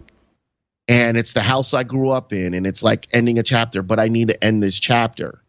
People hate change. And the more you try to, like I said, you have people still alive from the 1950s and 60s and older. I mean, my dad passed away. He was 80 years old, so, and I'm 43. So if my dad had taught me to hate everyone, do you think I'd be on this conversation with you unless I wanted to spread some hate? But you know what I mean? It's a learned behavior, but learned behavior or not, if you continue to do it, if you continue to experience it, if you continue to teach it, what else is going to happen? What else are you going to go through? What is that old song? You have to be taught to hate this. It has to be drummed in your dear little ear. You have to be carefully taught, You do. And the thing is, you cannot. The worst part about it is when people say, I'm not racist, but then they'll go and say a racist term. I'm not sexist. They'll go and say something sexist. Whatever it is, I'm not homophobic, but then they'll go say something, anti-gay. Don't say what you're not, because when you tell me what you're not, that's what you are. And I've learned that in psychology. If you lead off anything with, hey, I'm not homophobic, but let me tell you about this gay guy. Like, okay, dude, you know what? You're gay. You're not gay, but you're homophobic. Don't tell me that you're not. Say listen, if you're ignorant, be happy in your ignorance. I don't know everything, but I know to read. And a lot of people are not readers. They're headline readers. They see a headline somewhere and they read that. Like, for instance, people are up in arms because President Obama is not going to Nancy Reagan's funeral. Why? I last time I checked, she was a first lady. Yeah. Last time I checked as well, it's not written anywhere that he has to go to any funeral. No. But when he does, it's because he feels he personally needs to go. His presence is needed. So, and that's what I mean by when you look at the nastiness and the hatred that's going on in this country. When we said that President Obama can't, he was set up, he's set up to lose because everything he does, people just jump at. That's the society that we, take it away from President Obama, but just anyone at this point. Donald Trump said something a long time ago, and it's the truth. There's no such thing as bad publicity. Well, that's Barnum and Bailey. P.T. Barnum said that. Looked up. There was an interview that he did, and he said, who do you think is the greatest, marketing guy, or I forget how it went. And he said Barnum and Bailey, because there was never a such thing as bad publicity. Yep. All publicity made you want to go to their show. Yep. So they freaking electrocuted them, and Edison, they freaking electrocuted an elephant, and everybody was dying to go see the stuffed Jumbo. Really. And that's what we have. Like, listen, I don't care what you tell me, and I'm not trying to get into a speech about it. I don't care what you tell me about Donald Trump. The one thing that he says that is false, he says that we need to negotiate from a position of power, a position of strength. When you owe the Chinese government $300 billion for a Bush tax break we could not afford, you owe them $300 million, and you're trying to sit from a position of power. See, he's playing us for stupid because he knows that the U.S. borrows money from other countries. Countries borrow things from us. So when he says this line about we have to borrow from a position of power, we need to negotiate from a position of power, that's what's going on in this world and why people are scared. The United States is not a self-sufficient country anymore. No. And no country. There's not one country in this world that is self-contained. All countries are getting to the point that they all need help with each other. One country can supply this, another country can supply that. Sadly, sometimes we will be on the losing end of it. But we need to teach our kids innovation. We're not teaching our kids. Let me tell you something. I can answer phone calls. I can repair a computer. I can edit a video. I can edit audio. Okay. I can build a small miniature network in your home if you're having computer issues, if you've got multiple computers. I can take pictures and I can edit pictures. I have multiple talents so that if I need to find a way to make money, I can do it. Yeah. But we're not teaching kids to do that anymore. No. We're telling kids, forget trade school, go to college so that you can owe the college $100,000 and never pay it back. Why? And how many kids are really college material? And that's the thing. When Obama said that, do you realize one of the candidates, and this is the last time he ran, had the nerve to say, see, he's an elitist because he thinks college was only good for him. He doesn't want you to go to college. No, that's not what he said. What he said was college is not an option for everyone. Everyone. Right. Some people need to go to a trade school. There's nothing wrong with learning how to be a mechanic. Had I been as smart as I am now, when I was in high school, I took shop class. I would have jumped into a mechanic's job right away. You know why? Mechanics will always have jobs. Sure they will. There's always going to be cars. Even if they invent a new car that can fly, it's still going to have mechanical parts from a regular car. So that means a mechanic will always have a job. They don't have enough mechanics to fill positions. Yeah. But they don't have enough kids willing to go to school to learn it. Nope. I've said this before. Turn off all the freaking cell phones in the United States. You'll have everybody's attention. But you tell a kid, look, you just barely squeaked by in high school. What are you going to do for a job? And they look at you like deer in headlights. And I don't know. I thought I might be this. Well, you don't have the grades for that. You don't have, let me tell you something, honey. I love you to death. And I know you'd love to be a doctor. But God help the poor son of a bitch that you're going to operate on because you're an idiot. You just don't have the grades. And when you stand, I get annoyed when parents say you can be anything you want to be. To a degree, yes. But you also have to be taught the reality that maybe you're never going to get the marks to be a surgeon, or you're not going to be, maybe you're never going to be a good artist. Maybe you're never going to be a good rap singer. Maybe you know what I mean? Enough to make a living off of it. They're not teaching kids this. They're not teaching kids how to deal with failure when they can't do something. All right, you're not a baseball player. You're on the Little League team. That doesn't mean you're going to be on the Yankees. It's like parents aren't teaching their kids that failure is an option. Do you understand? The problem is too many parents don't want to be parents anymore. Yeah. Too many parents just want to say, I'm friends with my kid, because there was a generation. I hate that. I hate that. There was a generation of parents that were hardcore. And when I say they were hardcore, they were whipping ass, taking names, and laughing at you because they were your parent. That's what they knew. You know what I mean? Yep. When they knew that, it became a situation where they had to accept the fact that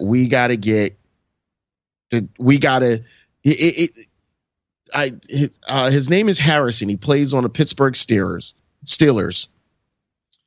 His kids won a participation trophy. He took it and threw it away. Oh, you're a bad dad. You should never do that. Blah, blah, blah. I had one parent. I remember a girl that I was friends with. She goes, wait till you have a kid come home and complain because he didn't win. My exact words to her, and I'm about to drop an F-bomb, so get your ear. Go ahead. Get the hell off your ass and teach your fucking kid how to win. Mm-hmm. And she was like, what do you mean by that? Get off your ass and teach a kid how to win. Don't let him accept the fact that I participated. Mm-hmm.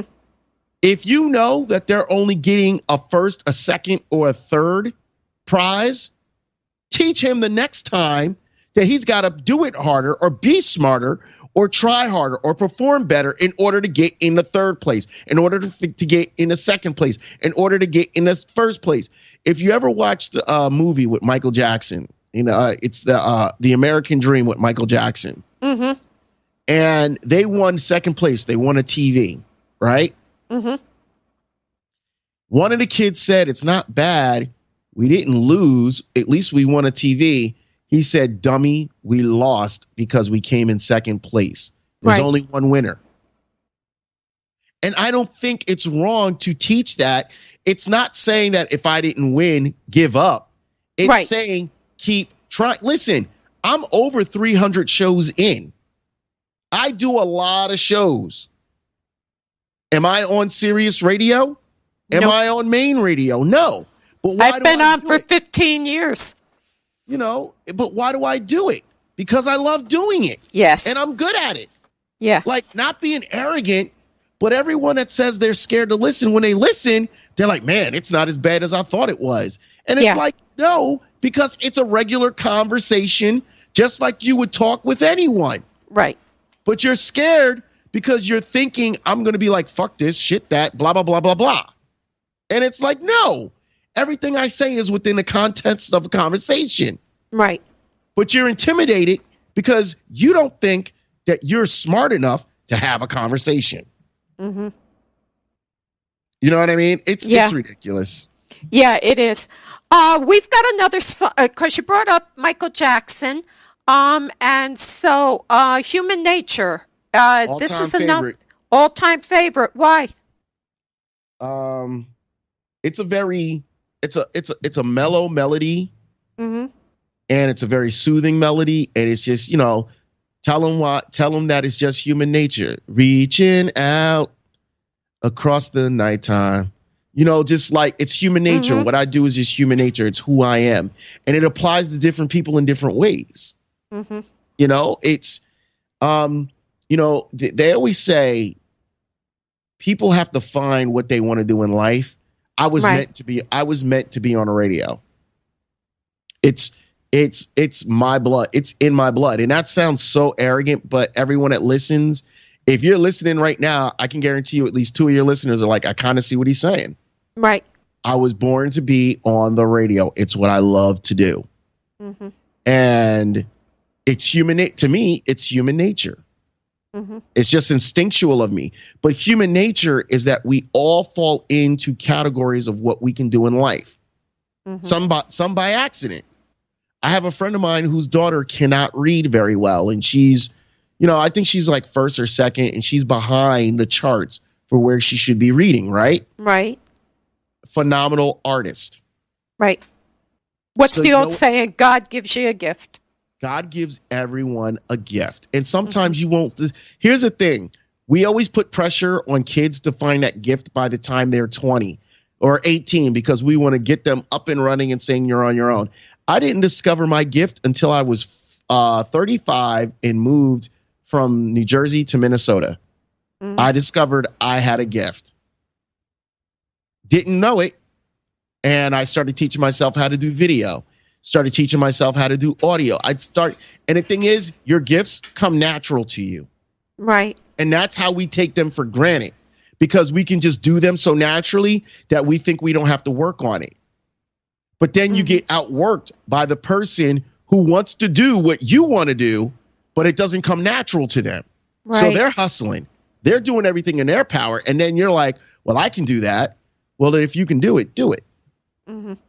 The best mechanics in the world love working on cars. Yeah. When they go home, if they're not married or if they're married and have kids, they put the kids to bed. What are they doing? Working on a car. Mm-hmm. It's just what they love to do. Yeah. I kind of following, when I was young, I never wanted to get married and have kids. And then, of course, I got married and then I had a miscarriage. And I guess losing that child made me realize how much I loved kids. And one of my cousins came to me after I had my daughter, Christine, and Matthew, and said, I never, ever would have pegged you to be the one who had Don't worry about it. One of the cats knocked something down. Teddy is trying to panic. But I'm the one who always had the kids. All the kids in the family, all the neighborhood kids and everything. And it kind of stunned the family that I never considered myself a mommy when I was growing up, or, I don't want a bunch of kids. I want to travel. I want to become a minister, and I want to become this, and I want to become that. And I raised all these kids, and then about 15, 16 years ago, all this crap about ghost busting came out. And I've helped people with hauntings all my life. And I'm also, a pinch hit minister. And it turned out that somebody said, you should do a radio show because all this garbage on TV is giving people completely ridiculous ideas about spirits and everything else. But then when I did the radio show, I thought, how many times can I hear, yeah, I've got a ghost? So I said, you know what? I'm going to start talking about things I like to talk about. I love researching. I love learning about things. I love piquing people's interest and getting them to talk about things, relevant things. And I will tell you this. I believe that my dad, he doesn't haunt me, but I believe he's around my house. Absolutely. Still. Sure. And the reason why I believe that is every now and then his chair will be extended out full, and I know I didn't extend it out. And it doesn't happen a lot. Right. It happens like every few weeks, like every 6 or 7 weeks, I'll go up to it and like when you're there, you don't notice it. And then all of a sudden you noticed it out of anywhere. Yeah. So I know the chair is folded in, but every now and then I'll see the chair, like I'll go by it and I'll say, why is the chair folded out? My dad unfolded the chair. Absolutely. Yeah. I'll be missing keys. And they're where I placed them or they're not where I placed them. Like, I don't remember putting them there. My mom used to do that with my watch. She used to steal my watches. Mm. That was her way of, hey, I'm here. I'm in your area. Right. Which I still don't understand how they do that. Like, that's the stuff that kind of weirds me out. Yeah, I don't understand how they do everything. But I understand if they're not ready. And I call it the Lot and Sodom and Gomorrah. Lot's wife was told, don't look back. You have to be able to walk away and not say, I wonder if Mark's going to be okay. If they can't do that. About me. Yeah, yeah. Gonna worry, but he's going to be with you. But I think part of his worry about it is that I'm the type of person, if I don't want to do it, I'm not going to do it. Right. And his mentality was, even if you don't want to do it, you do it. Because that's how you pay bills. That's how you live life. That's right. Yeah. So I think like my mom told me before she passed, she was proud of me. My dad in his own way told me he was proud of me, but he's always going to be worried about me because I was an only child. I was their only child. Right. But I think that's his way of letting me know he's around. You know what I mean? Yeah. Yeah. Like, dude, I'm just letting you know I'm here. Every night, like the other day, I heard a doorbell ring. Right. I didn't answer it, but I heard it ring. I'm like, why would a doorbell ring, 5 o'clock in the morning? Right. You know what I mean? And the thing is, I could be imagining hearing it. Mm-hmm. But I know I heard it because our doorbell was a straight ding. Like it wasn't like a tune. Mm-hmm. It was a ding. That's it. Right. So when I hear it, I know. And my, I believe in psychics and all that. And I went to a psychic and my psychic was like, they're not worried. They're just looking after you. And they're just watching, checking in. Yeah. Yeah. We're going to go to this music. It's Michael Jackson, Human Nature. And I've got my show promo before it. So we've got like 4.5 minutes, guys. And I hope you enjoy the music. And it's Michael Jackson's Human Nature. I'm over the moon. My guest tonight is Bob Greenberg. This is a free record. Yes. Okay, ladies and gentlemen, himself, as we say in the Irish, Eddie Benitez. Welcome to the lair. Thank you. Yeah. How you doing? Hello. Hello, Sarah Karloff? Yes, hi. How are you, Mo? I'm fine. Welcome to the lair. Terry Soto, Captain Celluloid from the movie TV conventions that he holds in New York. Welcome to my lair. Hello, Mo. Thank you for having me back. And our guest, Arch Hall Jr., aviator, musician, author, and everything else. I think you walk on water. Welcome to my lair. Well, thank you, Mo. Thank you. It's good to be on with you tonight. Michael Patrick Boatman, welcome to Mo Banshee's lair. Thank you, guys. Thank you for having me. I'm glad to be here. This is Mo inviting you to listen to my show, Mo Banshee's Lair. We feature a variety of topics, A to Z, and guests, all kinds of guests. Mo Banshee's Lair, Tuesday evenings at 9 p.m. Eastern on DreamStreamRadio.com. And I'll see you, my pretties. Dream Stream Radio is now available on TuneIn.com. Visit www.tunein.com and download the app for any smartphone, tablet, or your computer. Listen live on the go, no matter where you are. Only from Dream Stream Radio. And that was Michael Jackson, and we are talking to Mr. Direct, who has a Blog Talk show a couple of times a week, and he also records it, so you can listen to the recordings if you can't get to the live shows. And please tell them again where they can hear it. If you go to blogtalkradio.com/Real One Talk One, that's blogtalkradio.com/Real One Talk One. As well, and I didn't tell you this, I'm pretty sure every now and then, Mo, you've caught some of my crazy threads, correct? Yes. I'm turning those into a book. Oh, cool. Mr. Direct's, it's called Mr. Direct's Real Talk. And I'm in the middle of sending in my first copy to the publisher.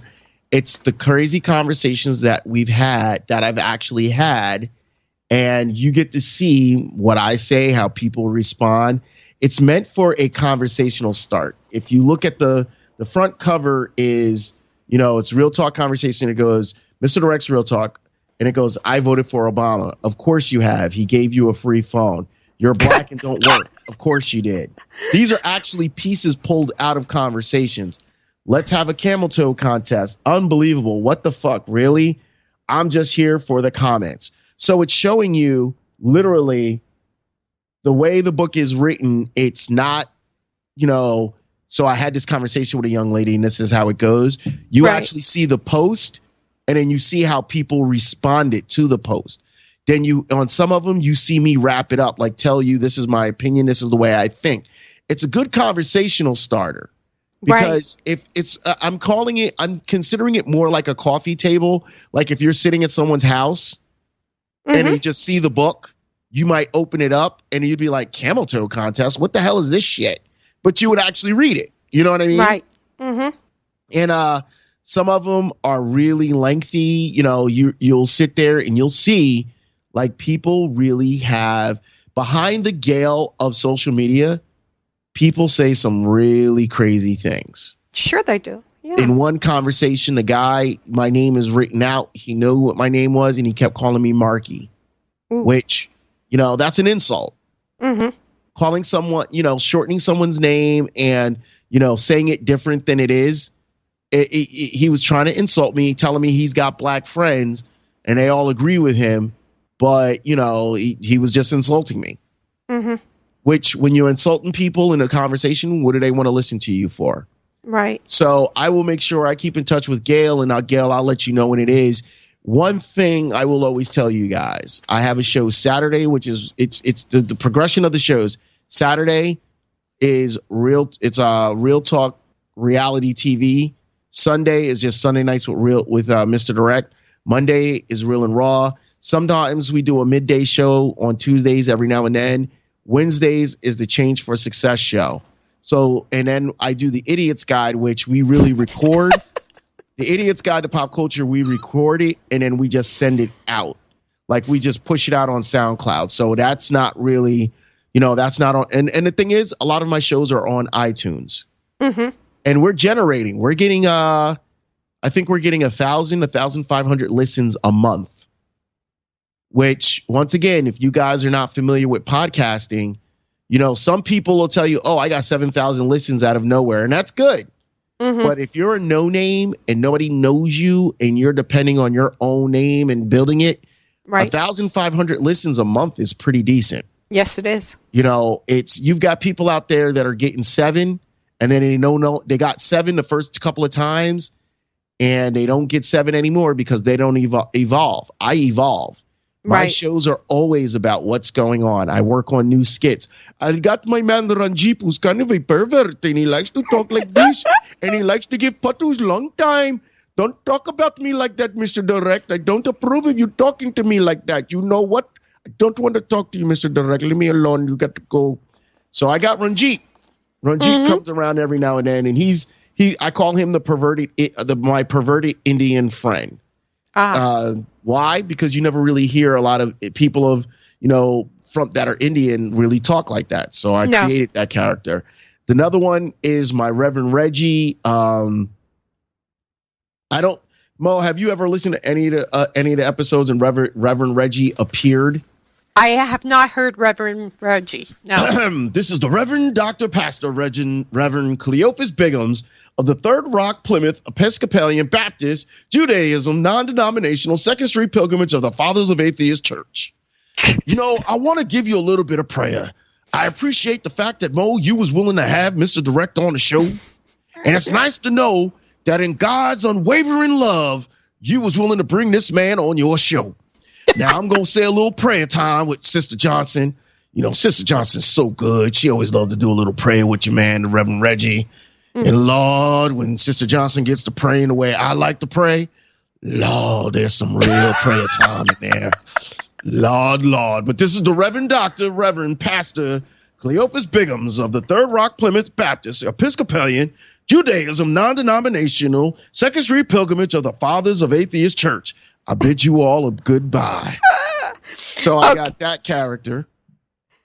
Are you a religious person by nature? Yes and no. I believe in God. I know that God is, I believe that God works in my life. Right. I'm not an over the top religious person. Because you're not a group player, right? I believe that everything that I am is what God made. He made me a free thinker for a reason. Right. When people say don't question the Bible, I say, but you have to, because it's filled with hypocrisies. Yeah. And, if you're going to follow one piece of the Bible, follow it all. Don't say that you're following certain sections. You know what I mean? So to me, my belief makes me spiritual, and I believe in God, and I've seen God work in my life. Mm-hmm. When I pray for something, I always get it. And I know it's going to sound weird. I always get it. Oh. And I say that not as an arrogant person, but as a believer. Right. That if it's meant for you to have and you've been praying on it, God finds a way to bring it in your life. Yes. Yeah. And some people call it energy. Some people just say it's an energy thing. Listen, I thought about doing the internship at this New Jersey radio station for a long time, but I always kept thinking about it. And I applied there and they turned me down. But guess what? They called me for an internship. Mm-hmm. So, you've got a great voice for radio. I mean, you have got a great voice. Thank you. I appreciate it. That's really important. Now I'm going to let my voice go a little bit deeper so you could I'm just joking with you. No. Sex would kill me. And if you got me all excited, I'm so old. My heart will stop, and that's no fun at all. Unless you're into that, then we go.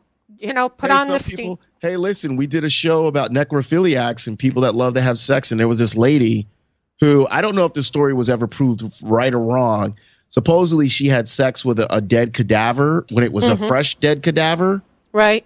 And supposedly, she became pregnant from the sperm and sued the family and won. Supposedly, I never followed up on that. So when you guys are wondering what we talk about, those are some of the crazy antics we talk about. Yeah. It's no holds barred. We say whatever we want, whatever joke comes to our minds. My son Matthew was in the Marines, and he came home. He was over in Zaire for that nightmare, and he came home and he's looking at the paper. He says, "Oh," I says, "What?" He says, 2 guys I knew from high school. I said, yeah. He says they were arrested for having sex with the cadavers over in the cemetery. He'd wait until they put them in the, the wall, not the ground, but the wall, and he'd open it up and I'm like, okay, wow, what great friends, he says, they were always weird, So, yes, people do that stuff. I don't know what the fascination is. Maybe it's on a hot night, a cold body. I don't know. But, And see, you know what? To me, first of all, I'm freaked out by dead people in the first place. I know they're dead. And here's the thing. My best friend, he's my best friend, known him multiple years. He's an undertaker.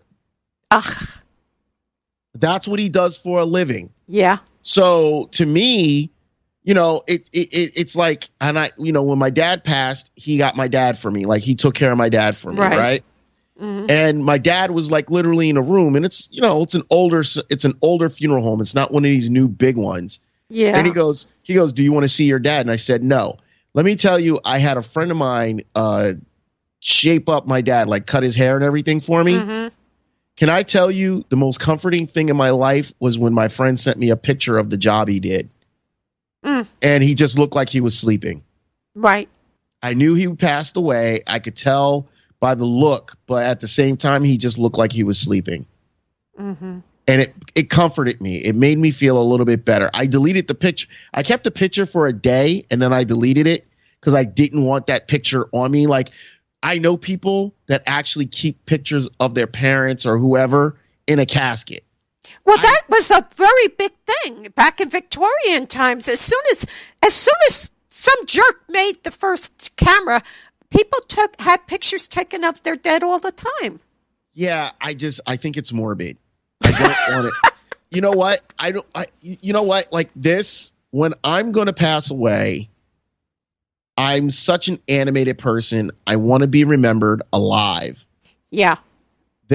So my friend, I told him if anything happens to me, if I get in a car accident, whatever happens, you are to immediately, take my heart and take my brain, because I'm always paranoid. Am I going to be thinking, or is my heart going to be beating? You know what I mean? Right.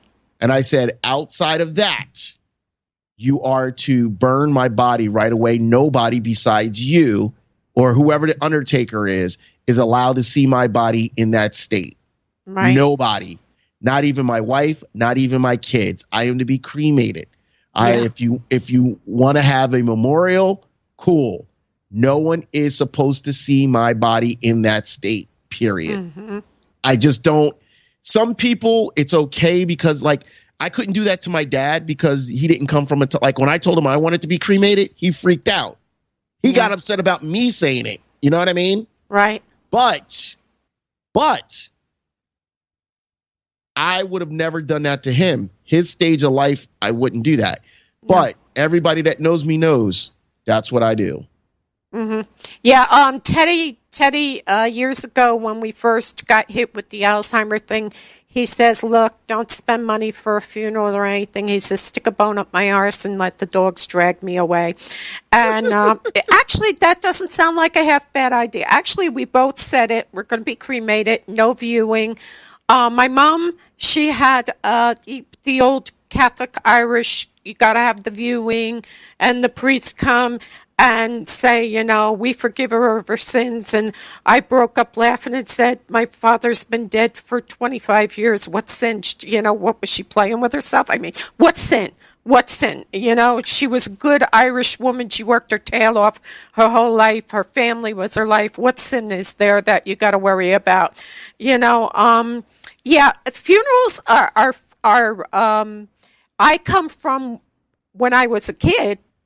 Most of the funeral viewings were in the homes, So that used to be big. They used to take the body to the home and lay it out in the person's home. Yeah, yeah. That was huge. That was huge. That was like huge. Yeah, and then they stopped it. I think they stopped it because they said some people felt weird. They couldn't stay in their home anymore. It felt weird that they were in a home with a casket in it. You know what I mean? You know what happened? As the area that we live in got more and more populated, it became inconvenient to have the food in the house and the body in the house and people staying in the house, and funeral parlors came in and they started, it's more convenient. Take the body over there and we'll have the family at the house and that kind of thing. And it made it easier on the family, but we've made death clinical now. And we almost have nothing to do with a person. Once they get sick, they go into hospice. Then they go right to the funeral parlor, right to the cemetery or the crematorium. And back in the day, the family dressed the body, washed the body, set the body up.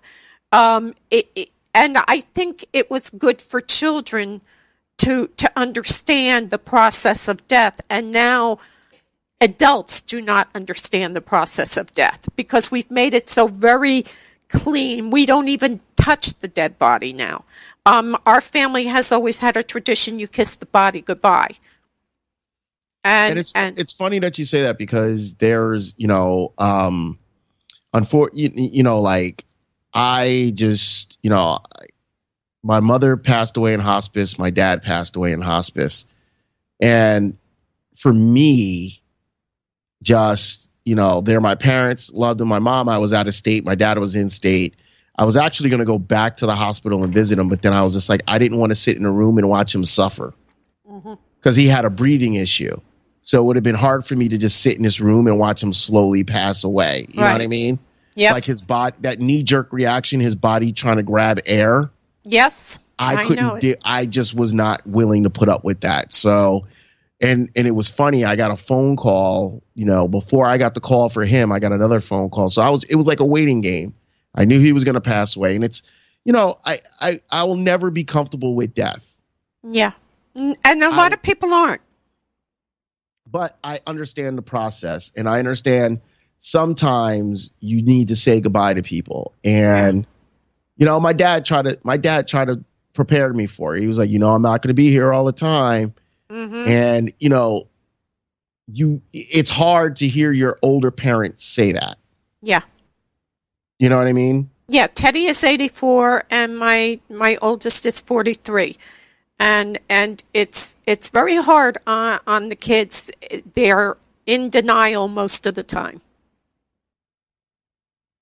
And it's because you don't ever want to think about your parents like that. Right. You never want to imagine. You try to think of your parents as being invincible. Right. You try to think of your parents as being, nothing will ever take them down. And I knew my dad was getting older and I knew he had to go, but I didn't like him talking about it because it seems like if you talk about it, you bring it on faster. Yeah. And, at 80 years old, he had already lived past the life expectancy. Yeah. I mean, listen, people live a lot longer, but when you make it to 80, you really lived a long life. Yep. Yeah. You know what I mean? And listen, death is never going to be easy for anyone, but what you can be comforted in knowing is that if they're in pain, they're out of pain. Right.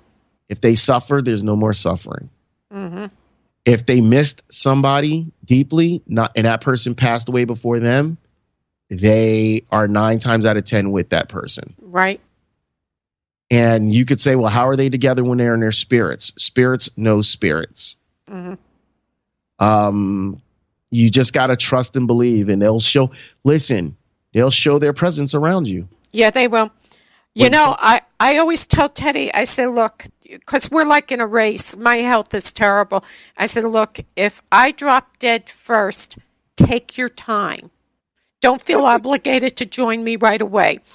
If you drop dead first, I'm going to take my time.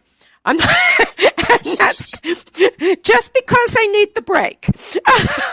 I'm the caretaker, so Definitely. Don't be expecting me to jump off a bridge the day after you drop dead because it ain't happening, bud. But I again want you to tell everybody where your blog is because you're a very funny, witty, deep thinking young man, and I really appreciate you coming on. We've talked about a whole lot of stuff tonight. Please tell them again where they can find you. You could find me, first of all, if you Google, just go to Google, Mr. Direct's Real Talk, MisterDirect space Real Talk. As well, if you go to Google, not Google, if you go to blogtalkradio.com, blogtalkradio.com/real, the number one, talk the number one, all one word. You will be able to find me. You can hit subscribe. When you get to the page, you can hit subscribe, and you can be subscribed. And every time we do a show, you'll get a notification. The shows are, listen, do you like to talk about reality TV? Do you like to talk about pop culture? Do you like to talk about relationships? Do you look for a little midweek motivation? If you're thinking about, we got a entrepreneur series coming up as well. I will let Mo know when the book is published. The book is going to be Mr. Direct's Real Talk Conversations. And they're real conversations that people have. And I know, so like, why would I want to read a conversation? What do you think you're doing when you read a book? You're reading somebody's idea of a conversation, somebody's idea of fantasy or whatever. It's the same thing. It's as well, like there's some other stuff I'm working on, but I got to kind of keep that kind of top notch right now because I don't know which way that's going to go. But I'm working on it because listen, in a few years, you're going to hear me on Sirius Radio. There you go. I'm not joking around. One way or another, in a few years, you're going to hear me on Sirius Radio. Maybe sooner or later, you might even hear me locally on a radio station around you. All I want to do is keep you guys thinking, and I want to keep you laughing, and I want to keep you laughing and thinking about some ridiculous stuff because there's a lot of crap out there. Yep. Just food for thought. Well, I want to thank you so much for coming on, and I'm going to end the show with Louis Armstrong, What a Wonderful World. Great song. Great song, right? Perfect way to end it. So with that, I want to thank you for coming on. All you have to do is hang up, and I'll be putting this up on Podomatic, and it will be on YouTube at some point tomorrow, and I will send you the links for it, okay? I 100% appreciate it. Thank you so much. I had a fun time. I did too. I really appreciate you having me on. It was great, and I would do it anytime again. When the book is out. I want to invite you onto my show. Okay. Take your pick. We've got a lot of them. Okay, you got to let me know when, and then we'll work it out. And as long as I'm still breathing, it's a date, okay? Thank you. I'll talk to you later. Okay, bye-bye. Bye-bye. That was wonderful, and I'm going to end the show with It's a Wonderful World. And I want to thank everybody for listening in. God bless you and yours, and try to smile because we're all in this together, and it really is a wonderful world.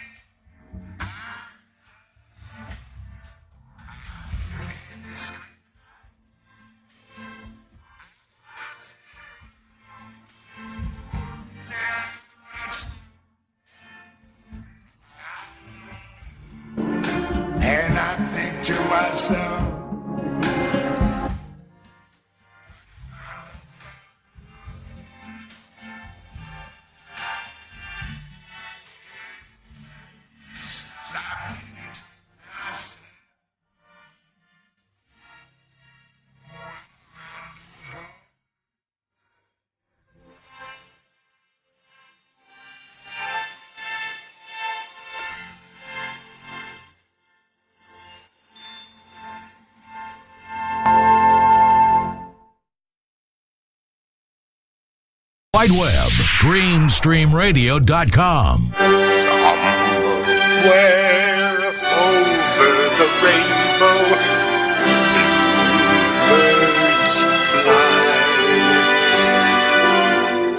Birds fly over the rainbow while can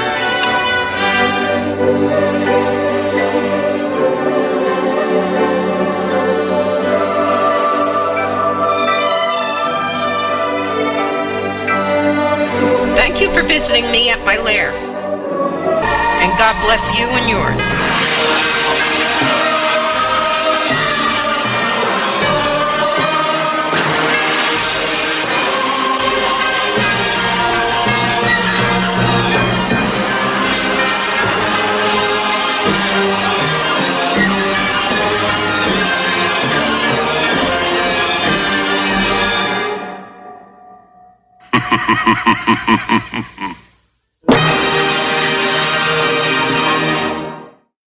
Welcome to Mo Banshee's Lair. This show has been altered to conform with YouTube's rules on copyright.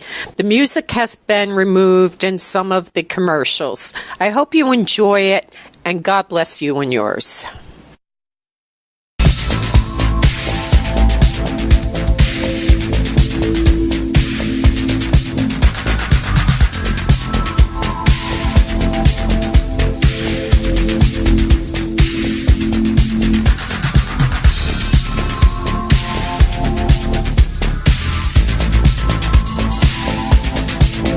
The opinions expressed by the host, callers, or guests are not those of DreamStreamRadio.com, JAL Media, its advertisers, sponsors, employees, volunteers, or affiliated companies. All content is owned by the presenter of each program and are bound by certain rules and regulations set forth by DreamStream Radio. Any contest aired on any program broadcast on DreamStream Radio are encompassed by the following rules. One winner per family per household. Employees and their immediate family members, volunteers, advertisers, or affiliated companies are not eligible to play or win. Participants are entitled to one prize every 30 days and agree to allow their voice and likeness to be used in any means of transmission for later station promotional broadcast. DreamStreamRadio.com.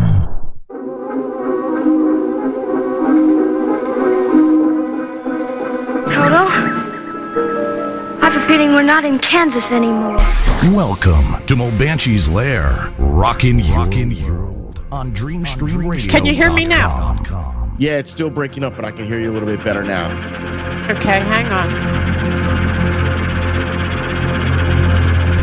Welcome to Mo Banshee's Lair. We are going to have a great show tonight because we're going to be talking about a lot of things, and it all revolves around the stupidity of society, you know, and our guest tonight is Marklin Tyrone Johnson, but he is known as Mr. Direct on Blog Talk. Say what? Yeah.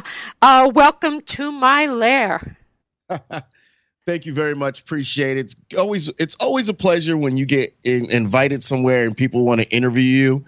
So this is actually probably the second interview, but the first one as Mr. Direct. So I'm going to feel I'm on the other side of the microscope right now. So when you're asking me questions, I'm going to have to be quick with it and not use foul language and make sure that I give you a good answer versus did he really just say that? You can curse. It's okay. It's, I don't, hello, Michael Meals is in the chat. Hello, Janet Kelly, Robert Wagnax, who is also a incredible musician and singer, and William and Brian Hayes. Welcome to the Lair. And if anybody's listening on Players, there is a little chat room. It's called Mo Banshee's Lair, and it's on. Talk about that subject, especially when it comes to the black community and how the black community might see, the white community, or how the black community sees things in general. And my thing is, it's not black and white. It's about how you grow up. If you don't grow up the way I grow up, I was blessed to grow up in Scotch Plains, New Jersey. Big shout out. Anyone yes, Scotch Plains. New Jersey. You know, I grew up in Scotch Plains, New Jersey, you know, played basketball in Westfield at the Westfield Y for years. I'm working on a project for the Westfield Y for the national campaign right now. And, you know, it's just, I think we're too busy looking at ourselves as individuals and not willing to look at ourselves as a whole and how we fit into this world. Mm-hmm. See, I told you I could talk a lot. Yes, and good. You know what? I think everybody thinks that they are the center of the universe. And that's a big problem because we're all just little tiny parts of the universe. You know what I mean? You know, and what I'm worried about is I thought we were going to be able to be more open and you're right. Men of color are expected, I don't know, to have certain opinions. I'm Irish. Everybody expects me to be a freaking drunk. They expect me to be at on St. Patrick's Day, and I'll tell you a perfect example. So this kind of parallels what you deal with. I went down with my family to the shore for the big parade in Wildwood, and my mother, my husband, and I are walking along the sidewalk, and this man is raking his yard, and he says to his daughter, "Look at that! There's something you're never going to see again." And I stopped, and we looked at him, and he said, 3 Irishmen who are still sober. And it's funny, but it's so completely ridiculously insulting. It is, you know, and I looked, I says, I don't drink. And he says, I've never met one, because they have the parade there, and what people congregate there. They go and they congregate, and then they piss all over these people's properties. They throw beer bottles, and most of the people attending the parades aren't even Irish. And I'm like, wait a minute, I'm not a drunk. I'm Irish, but I'm not a drunk. I was president of the Irish Federation. Most of my members took the pledge when they were youngsters, and they don't drink at all. But you know what? It's the few that get everybody labeled. And then it's the people who have nothing to do with it that gets everybody labeled. And you're like, what? You're not even Irish. What are you doing here? You know? So I absolutely listen. I absolutely you understand the parallel. Yeah, it is. I thought we would be past all this crap. I don't know why we're not. You know, I will tell you this, and this is my honest to God opinion. I think, and once again, I'm very opinionated. So if I upset anyone, you know, hey, that's the way the ball bounces with me. I speak my mind. I say what it is. Yeah. Up until President Obama, we had about, hold on, he's the 43rd, right? Or is he the 44th? So, I don't know. I think he's 43, but whatever. He's 40. I believe he's 44 because they're saying that Donald Trump's going to be the 45th. Up until President Obama, every president has been a white male. Right. So it was kind of like when he kind of spoke towards the white male majority. Unfortunately, that's just the facts.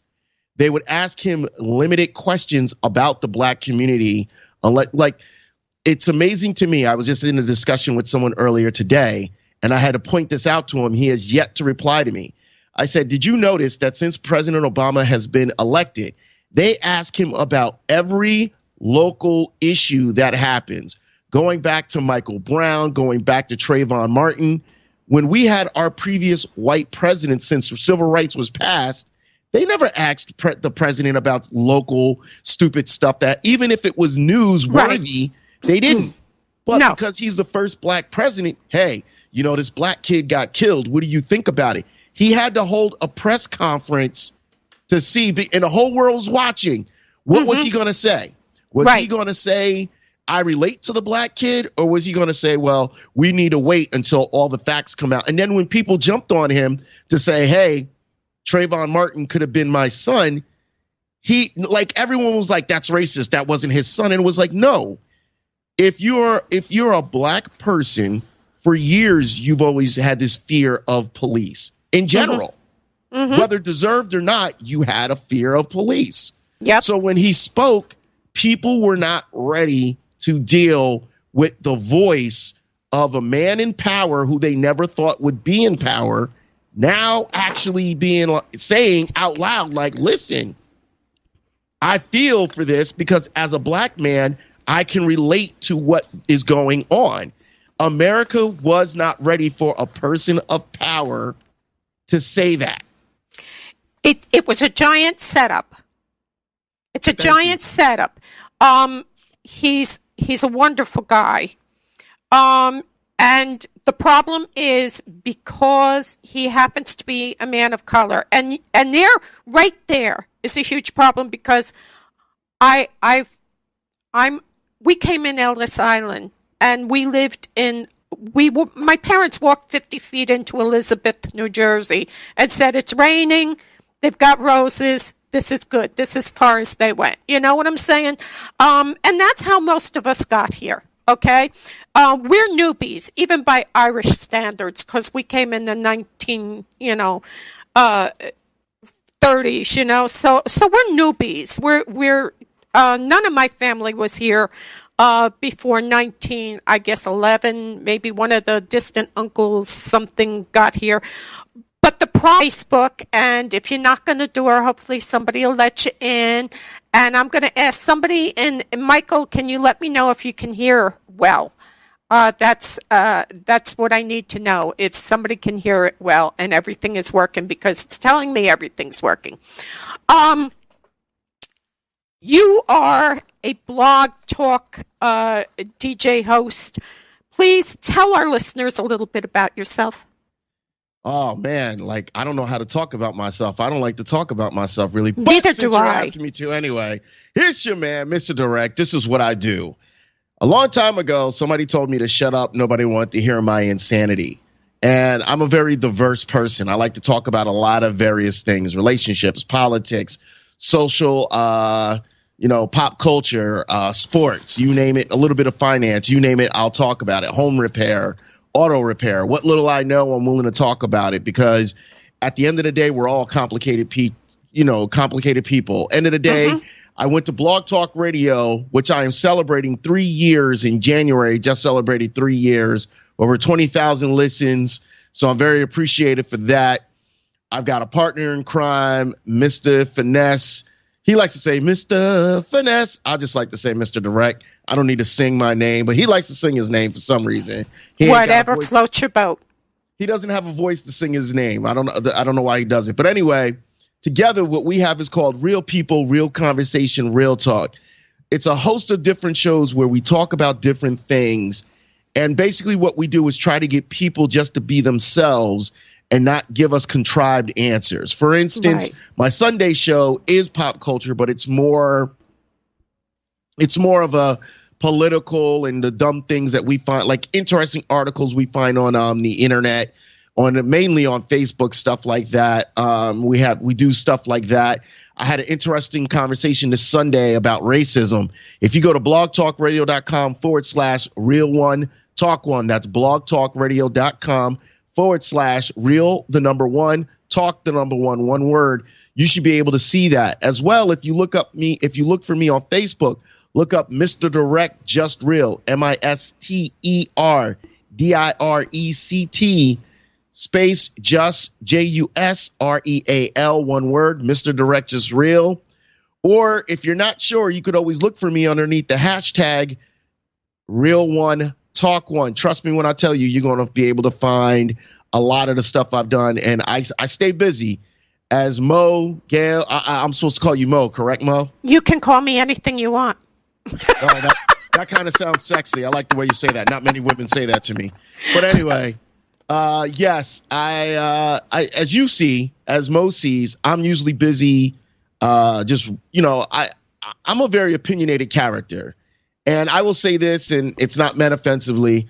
I found that a lot of America still is offended by men of color that have strong opinions. And it's always, you don't know what you're talking about. Who are you to talk? The problem is that this man was elected president of the United States, and we set him up for failure every time we take these, and I don't want to use trivial. Anytime a child dies, I don't care what culture, what heritage this child has, it breaks my heart.